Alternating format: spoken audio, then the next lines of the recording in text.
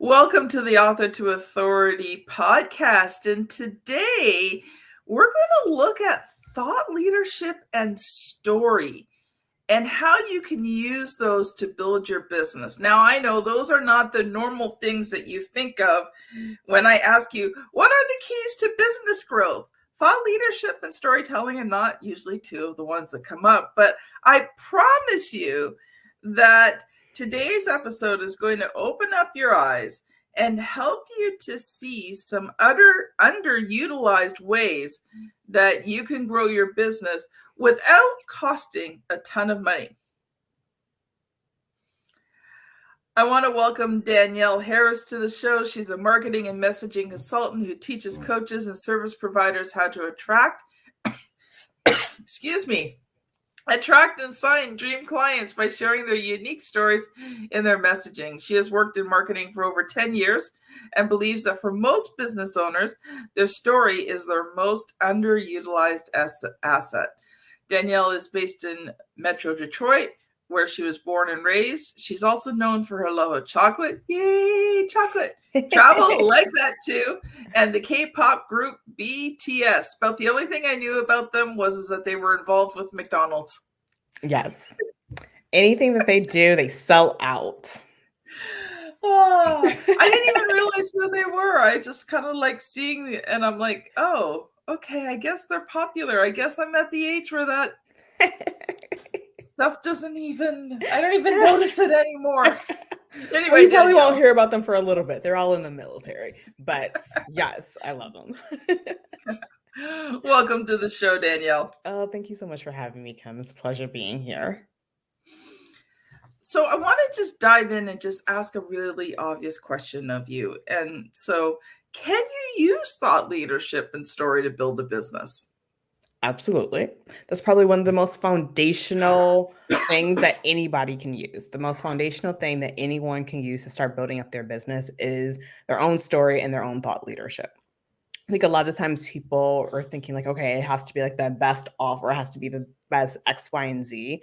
But how do you sell that? How do you message that? And it's by talking about a story, and it's positioning how your thoughts on something are different than what anybody else is saying out here in whatever industry niche or whatever it is that you're saying. So yes, that can grow your business. It can be one of your top assets in addition to all the other things that you're already doing. But I see a lot of people not focusing on their story, their experience, that connection point, and why it's going to make them relatable and want to have other people want to work with them.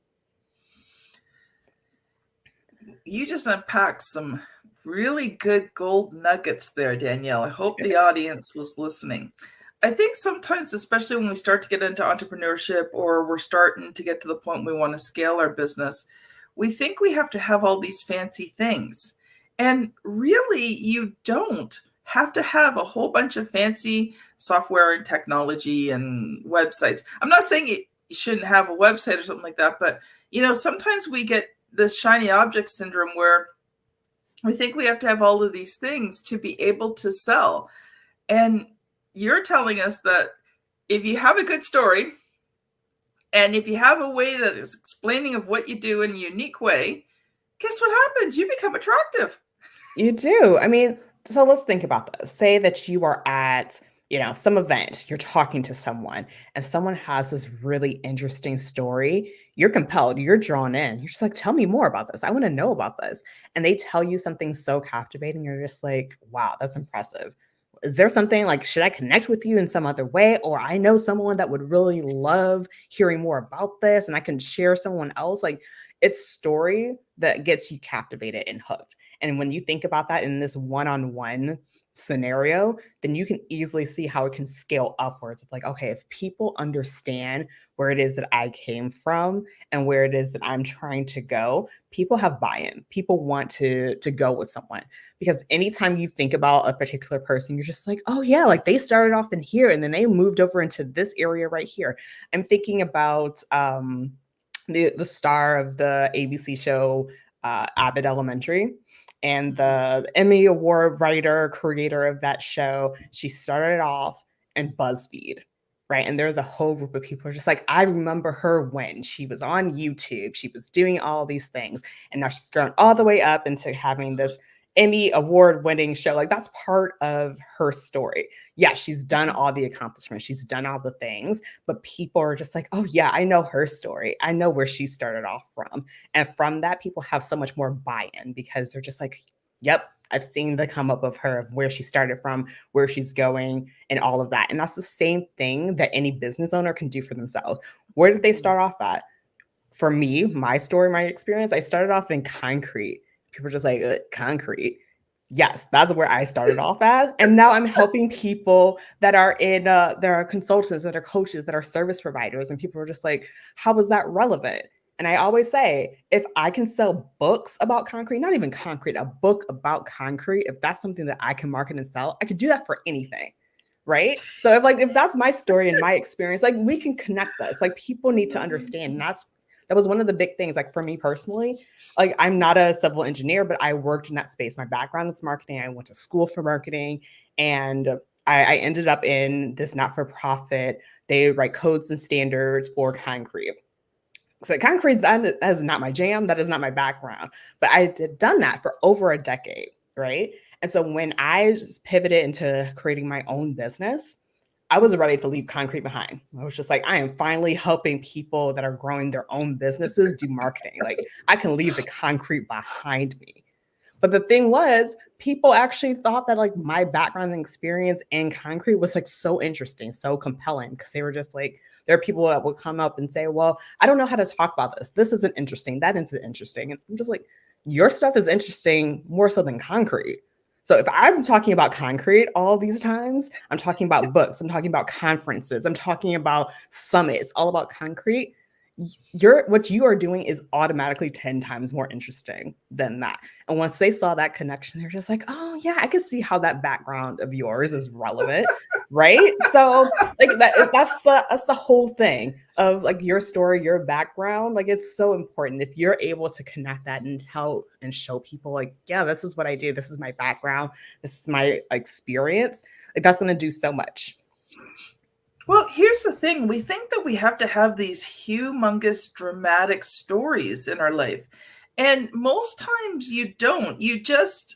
I find the stories that work best, at least, when you're looking B2B, service industry, those types of things, is sometimes some of the best stories are the ones where you've got this pivotal moment in your life.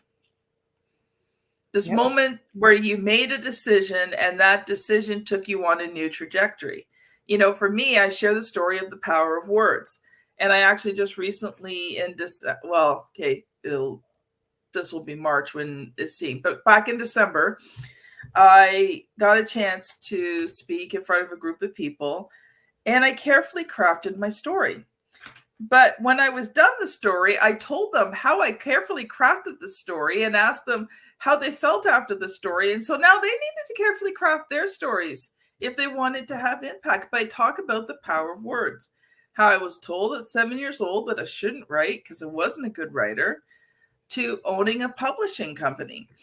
And, there was pivotal moments along the way. There was the moment when I had to choose to write that first blog post. There was the moment I had to choose to write that book. There was that moment 6 to 12 months into the process where the computer almost went out the window.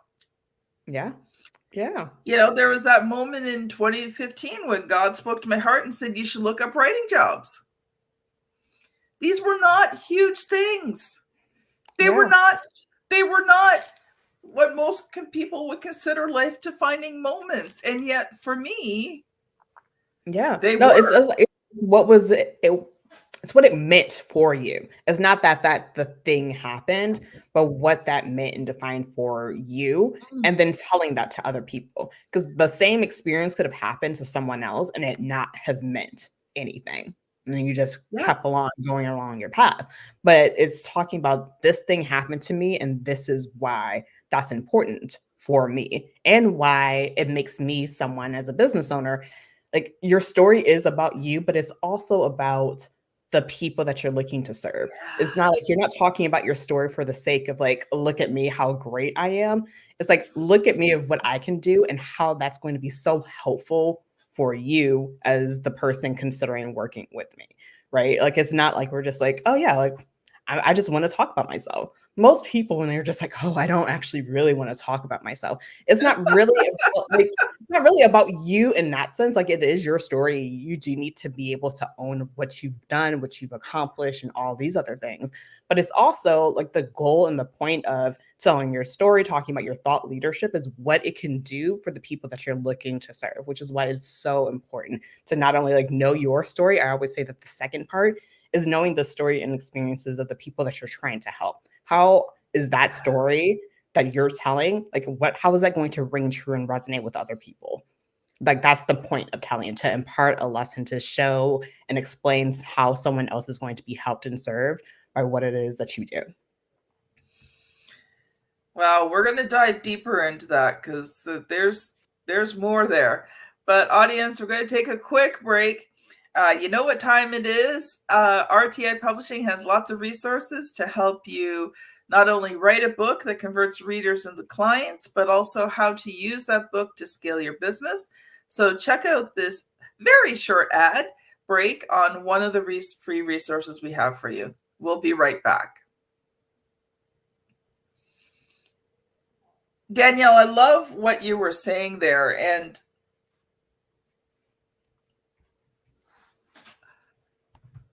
I had a thought. I just had a thought. And I went, I loved what you were saying there, because the story's not supposed to be about you.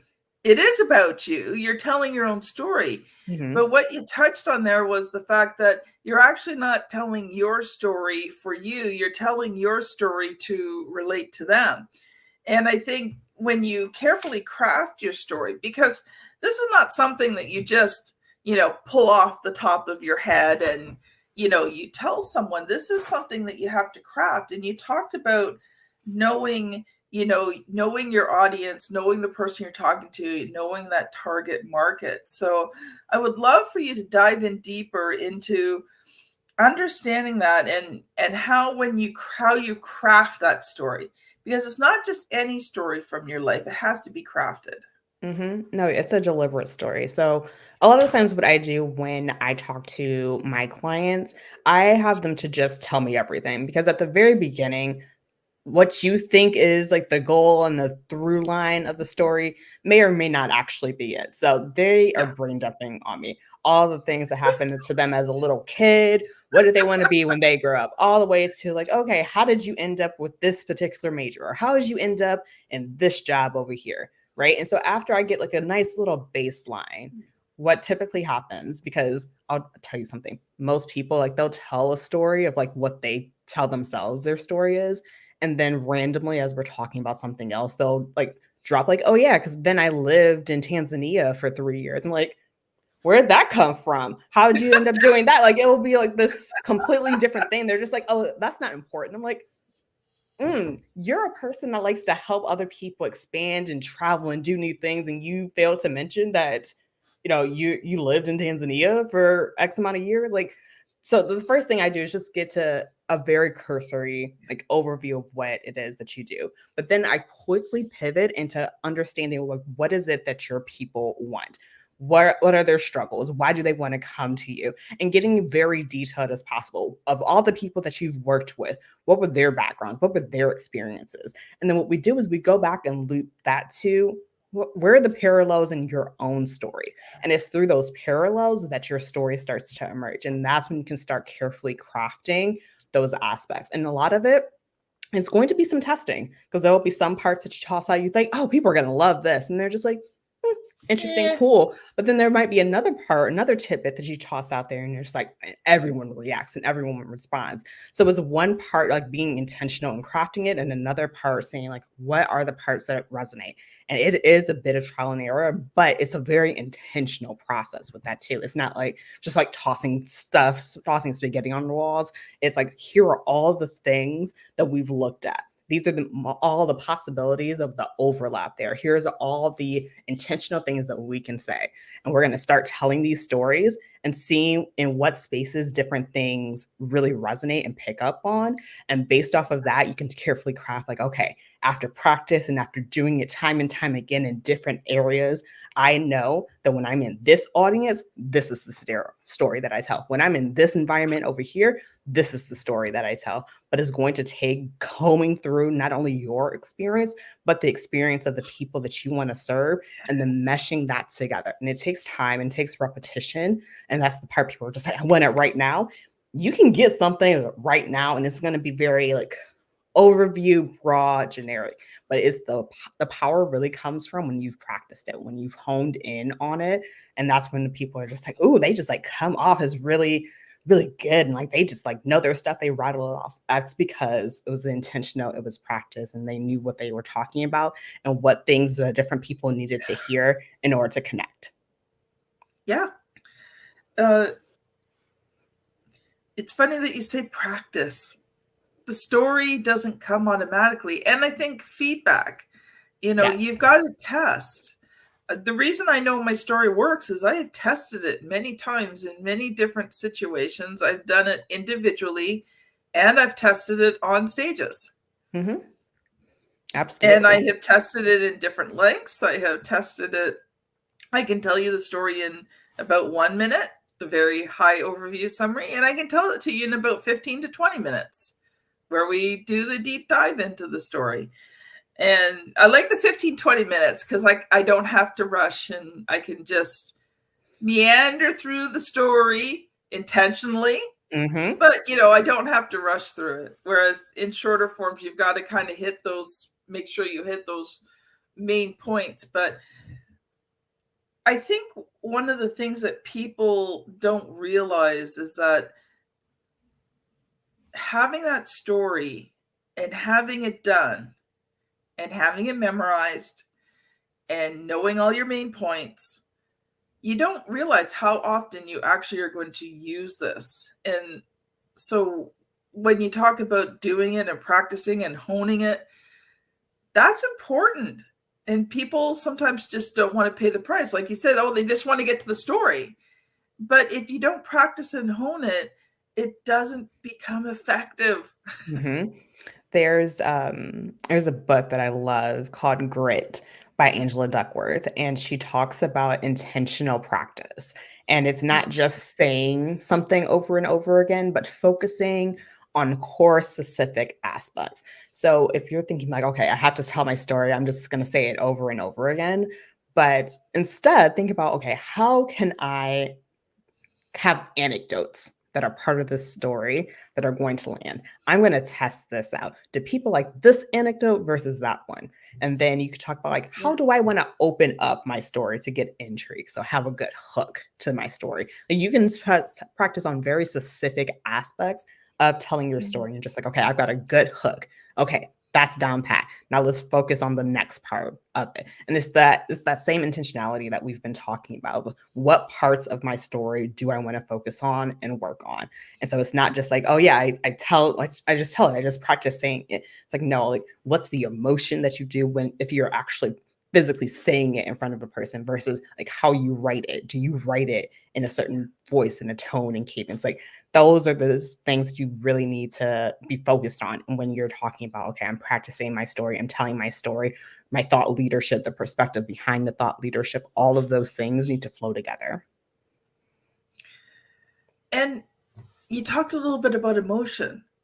Mm-hmm. You've got to bring people on this emotional journey through your story. It's not just the story, it's the emotions behind it. And sometimes too, like, when I talk about my story, I start with the fact my mom died when I was 4. That's a bit sad. So at one point I intentionally add a little bit of humor just to lift it up a little bit because, at points it does get heavy, right? Mm-hmm. It does get, we're dealing with deep stuff of the heart here. And so I add a few moments of lightness. I talk about, my mom dying when I was 4, and everybody's like, oh, I'm so sorry for you. And I'm like, I know it was not easy, and then I talk about how I had a really great dad. Thankfully I didn't have, thankfully my mother didn't die when I was 4 and I had this drunk abusive father. I had a really great father.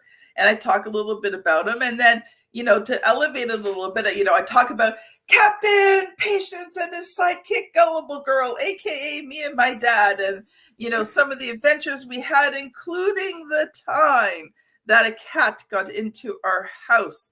And we knew the cat was not supposed to be in the house, and we had to get it out of the house before Dad came home. So I came up with the brilliant idea of stinking that thing out with garlic powder. Right? So that right. It's like, it's not just like saying like, because you could have said like, yeah, there was this time this cat got into the house, and so in order to get it out before Dad got home, we sprinkled some garlic powder to try to get it out. You could say it like that, or you could say it exactly how you just said it, with all the intonations, all the excitement, all of the passion that goes behind it. Because like you said, it's not telling just the story, it's all of like the feelings of what it meant to you, and that was like a hyper excited time, and so your voice and how you express that, like that has to match that same thing. If not, then it's just be like, oh yeah, I remember this time and we did this and that's what happened. Thank you for coming to my TED talk. And it's like, what is that? Why? Like that's the thing that you have to practice, like that the dramatic pause for effect, to let things sink in. It's the excitement that comes up. It's the breathing. It's the emotion that comes through. Like those are the parts, because those are the things that are going to help you connect to the person that you're trying to get to. Because it's not about you. It's about them. And so like, what's the journey that you need them to go on as you're telling these parts of your story? Like, do you need them to feel a little bit afraid because they're just like, I don't know what happens next? Or do you need them to feel excited? Or do you like, what are those emotions that you need the people to feel as they go along the way? And where do you need them to end up at the end of the day? Like, what was the point of the journey of your story? Yeah. I took Toastmasters for many years.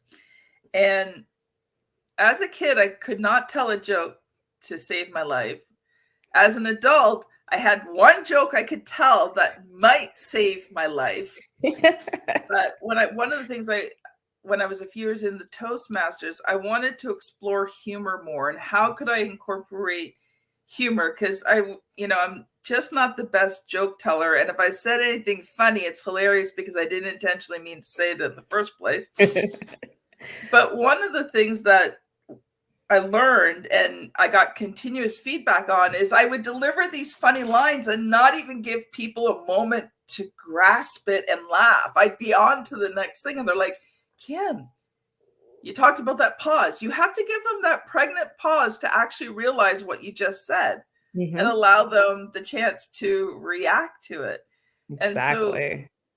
And so we are going to switch gears, because I want to switch gears to the thought leadership side. But, as we kind of start to sum up the story side of this, it's a combination of creating a good story, but it's also the art of storytelling.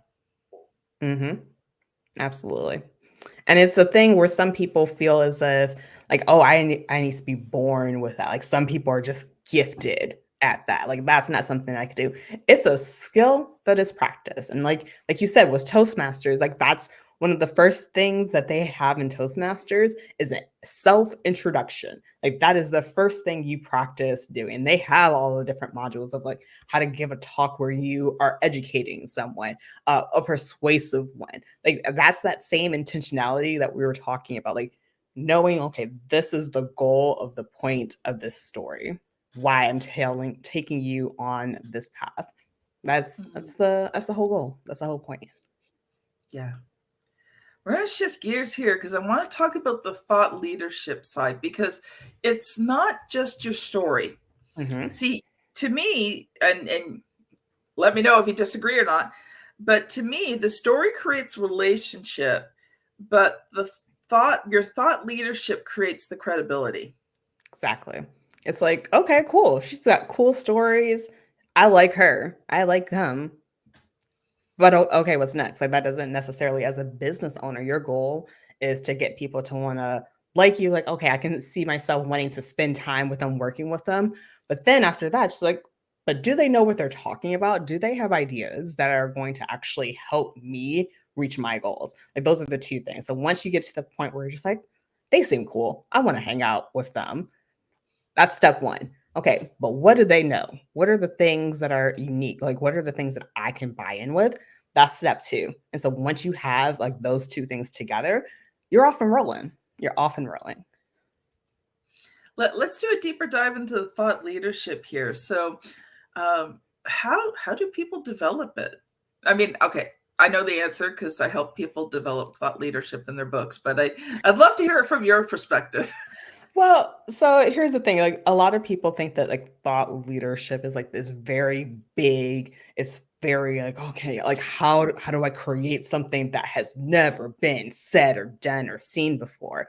But a lot of times it's not necessarily that. It's more along the lines of how do you say it and talk to it? Because it was just today I was talking with someone and I explained something to her. And then a couple of days later, someone else explained the same concept in a different way. And she was just like, oh, like I just needed to hear like a different way of saying the same thing. Right. So it's not like concepts are necessarily new, but like how it's explained and how it's received. Like those are the things. So I think a lot of time people get so hung up on like, oh, like it has to be like this completely 100% unique thing. And I don't have that. So therefore, I don't have thought leadership. Where really the case is, how are you saying it? How do the people that you tend to work with on a regular basis, how does that like, oh, I get it. Like what gets them those light bulb moments for the most part? And so that's how I like to think about leadership is, oh yeah, when I say something like this, light bulbs go off and that's helpful. So that's my thought leadership. And I think too, one thing about thought leadership is sometimes it's not always providing the answer. Some of the best thought leadership I've ever received in my life was getting right down to the real problem. Absolutely. Because you think your problem is this, and then you have this person who has this extreme thought leadership. They come into your life and they say, yeah, you think the problem is this, but if you actually solve this one underneath here, every other problem would go. And you go, oh, that person's so right. And so I think, with thought leadership, if you can, also be able to explain not only the solution, but actually explain the problem. Oh yeah. There are a lot of times, so many times where people are like they're focused on A and like you said, it's B. So a lot of times, like I said, people think that they don't have thought leadership, but really you already do. You just haven't been looking at it. So if the same prompt that you have, you think is A, but it's really B. And there's a way Yep. to do that in a way where it feels like it's empowering, where it's like, oh, I can do this. I thought I was focusing on something over here, but actually, I have everything that I need already. Actually, I don't have to work as hard. Actually, I already know all of these things. Like that's the thing that gets people like attracted to your thought leadership because it's just like, oh, like I have a revelation and B, I have a thing that I can be working on that feels so actually doable. That is something that Mhm. I can achieve. Like that's really what's going to take thought leadership to the next level of those two parts, a refocus and then an empowerment. Yeah. Yeah. Oh, I think we've covered a lot today. We did, but I think if anyone's just thinking like, okay, whatever, what do I need to focus on right now? I think if you just get practicing what your story is, and then talking about that to different people, practicing it, like to people that Yeah. do TED Talks, like the biggest part of doing a TED speech is the practice. You have to commit to practicing it X amount of times in order to be able to get onto that stage. Those are the things that you need to be doing. And then in that process, what are those times that people have these light bulb moments when they're working with you? Like that's your thought leadership. That's the thing where you're just like, oh my gosh, I never thought about it that way. That's your thought leadership. How are they thinking about things in one way? And how are they now feeling empowered to do in this other way that you've shown them? Yeah.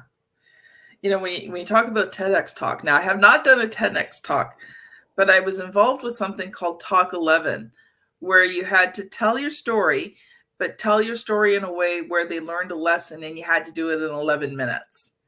And that was actually that forced me to really refine my story.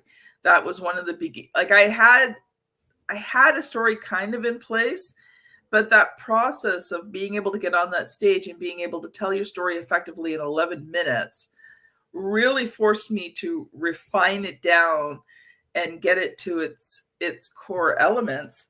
And it was funny because after it was all over, and I think there was about 6 of us who did it that night, so it was about an hour and a half show, and I got so much great feedback from people. And some people are like, oh, you were the best storyteller tonight. And I'm like, okay, I wasn't the best storyteller, but I think my story resonated with you the most. Though I have to admit, my ego went, oh, that felt so good, right?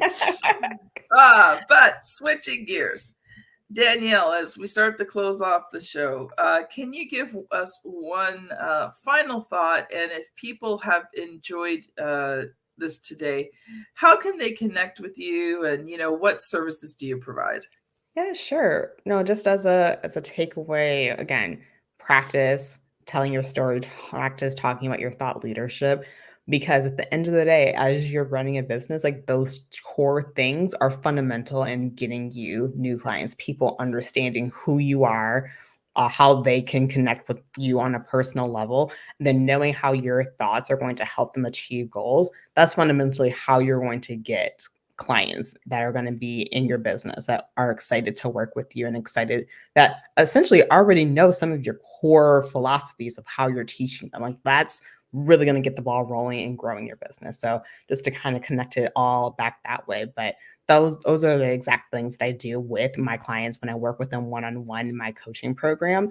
And it's talking about pulling out all those aspects of your story. It's all about pulling out your thought leadership. What are your unique takes? What are some things that people aren't saying that you are saying? How are you saying things that are a little bit differently, although you don't necessarily think it's so different? How you can package that as like your unique thought leadership. And so I help them do that so that they can get more clients into, whether they're a service provider, if they're a coach doing one-on-one, whether they have a group program, like those direct things, knowing and understanding your client, knowing and understanding your own story, and knowing and understanding your own thought leadership, and using all of that to get more clients to fill your programs. So you can find me on Instagram at Danielle.r.Harris. Find me on LinkedIn. I'm Danielle Harris on LinkedIn. And also, I have an email list where if you are interested in getting more insights, more information on how you can also tell your story to grow your program, more than happy to have you on my list. And I can share you some great insights. So that's very actionable. You can start doing some of those things right now. Yay! Thank you so much, Danielle. It's been a pleasure having you on the show today. Oh, thank you for having me, Kim. It's been so fun. Well, it is that time, audience. We are just about done. Where do you go next? Well, I would love for you to check out episode 445, How to Sell More Story with Robert Hughes. If you are on YouTube, it will be on the screen. The thumbnail will be on the screen here somewhere. You just have to find it. If you're on your favorite podcast app, you are going to be scanning back probably close to 30 to 40 episodes to find it. But it's another great episode on how to use story to sell in your business. Well, audience, have a great day, and we'll see you on the very next episode. Bye now.